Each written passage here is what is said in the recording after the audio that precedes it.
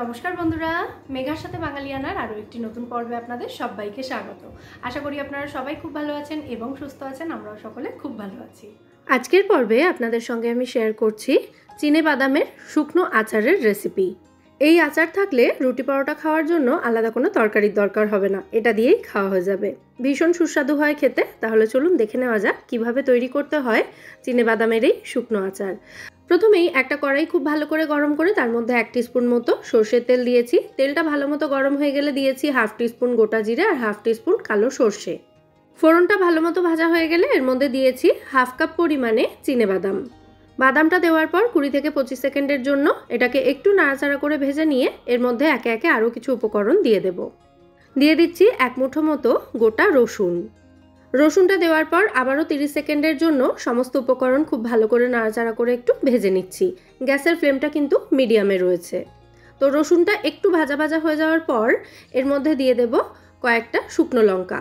যে যেমন ঝাল পছন্দ করেন শুকনো লঙ্কাটা অবশ্যই সেই হিসেবে দেবেন। আমি 5টা গোটা শুকনো লঙ্কা এখানে হাত দিয়ে ছিঁড়ে দিয়ে দিয়েছি। আর তার সাথে দিয়ে দিচ্ছি এখানে 1 মুঠো মতো কারি পাতা। দিয়ে দিচ্ছি 4 থেকে 5 টেবিল চামচ মতো সাদা তিল আর 1 টেবিল চামচ মতো গোটা ধনে।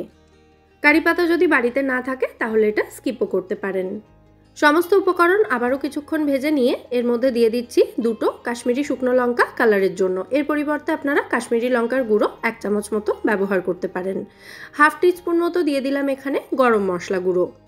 আমি কাশ্মীরি লঙ্কাগুলো ফ্রিজে স্টোর করি, সেই জন্য এগুলো একটু শক্ত হয়ে থাকে, তাই হাত দিয়ে একটু চাপ দিলেই কিন্তু সহজে ভেঙে গুঁড়ো গুঁড়ো হয়ে যায়। সমস্ত উপকরণ ভাজতে 2.5 থেকে 3 মিনিট মতোই সময় লাগবে।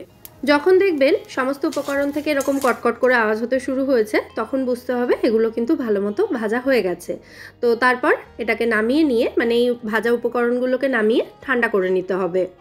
আমি এই উপকরণগুলোকে ঠান্ডা করে নিচ্ছি কারণ এগুলোকে আমি মিক্সিতে গুঁড়ো করব। আপনারা যদি শিলে অথবা হামানদিস্তাতে গুঁড়ো করে নেন তাহলে কিন্তু গরম অবস্থাতেই করতে পারেন। তো মোটামুটি মিনিট 10 রেখে দেওয়ার পর এই সমস্ত উপকরণ এখন ভালো মতো ঠান্ডা হয়ে গেছে। তো এগুলোকে আমি একটা মিক্সার জারের মধ্যে শিফট করে দিচ্ছি। গরম অবস্থায় মিক্সিতে এগুলো গুঁড়ো করতে গেলে কিন্তু মিক্সার গ্রাইন্ডার ক্ষতিগ্রস্ত হতে পারে, সেই কারণে এগুলো সম্পূর্ণ ঠান্ডা করে তারপরেই মিক্সার জারে ঢালবেন। আচ্ছা, এবার এর মধ্যে টেস্ট ব্যালেন্স করার জন্য দিয়ে দেব 1/2 টিস্পুন মতো বিট নুন, 1/2 টিস্পুন রেগুলার নুন। রেগুলার রান্নাতে আমরা যে নুন ব্যবহার করি সেই নুনটাই এখানে নিয়েছি। আর নিয়েছি 1 টেবিল চামচ পরিমাণে গুঁড়ো করা মিছরি। আপনারা গোটা মিছরি অথবা চিনিও নিতে পারেন। আর এর সাথে 1/2 টিস্পুন মতো আমচুর পাউডার নিয়েছি একটু টকটক স্বাদ আনার জন্য। এই আচারের স্বাদ কিন্তু দারুণ চটপাটা হবে, টক ঝাল মিষ্টি 3টে স্বাদই এর মধ্যে থাকবে। যাই হোক, এবার এই সমস্ত উপকরণ আমি গুঁড়ো করে নেব। আর এটা কিন্তু মিহি গুঁড়ো হবে না, একটু দানা দানা রেখে গুঁড়ো করতে হবে। আর মিক্সিতে যখন এটা ঘোরাবেন তখন 5 সেকেন্ড করে ঘোরাবেন, আবার কিছুক্ষণ অফ রেখে আবার 5 সেকেন্ড করে ঘোরাবেন। এরকম থেমে থেমে ঘুরিয়ে এটাকে গুঁড়ো করতে হবে। একটানা যদি ঘোরানো হয় অনেকক্ষণের জন্য তাহলে কিন্তু চিনেবাদামগুলো তেল ছেড়ে দেবে এবং এটা গুঁড়ো না হয়ে দলা দলা হয়ে যাবে। আমাদের রসুন চিনেবাদামের শুকনো আচার এখানে একেবারে রেডি। এটাকে কোনো এয়ারটাইট কাঁচের পাত্রে স্টোর করে রেখে দিতে পারেন। ফ্রিজে রাখলে এটা 1 মাস মতো ভালো থাকবে। তারপর যেদিন কোনো তরকারি বানাতে ইচ্ছে করবে না সেদিন রুটি পরোটার সাথে এটা সার্ভ করতে পারেন। এটা দিয়েই কিন্তু রুটি পরোটা খাওয়া হয়ে যাবে।